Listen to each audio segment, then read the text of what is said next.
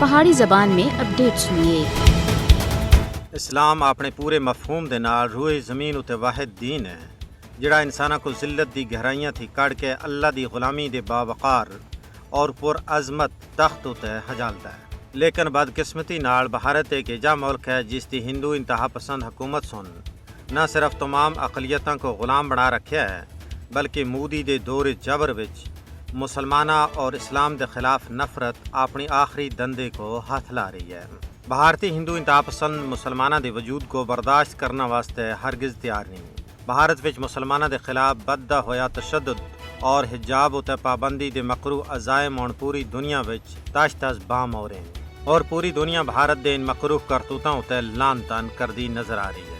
بھارت وچ اسلامو فوبیا دے واقعات سن OIC کو بھی سخت رد عمل دینا ہوتا ہے مجبور کیتا ہے۔ یہی وجہ ہے کہ انہاں سن بھارت وچ مسلمانوں ہوتے ہونے والے تشدد ہوتے ڈونگی تشویش دا اظہار کیتا ہے۔ OIC سن آخے کہ بھارت وچ سوشل میڈیا ہوتے مسلم خواتین کو ہراساں کرنا، حجاب وچ ملبوس طالبات ہوتے حملے ناقابل برداشت ہیں۔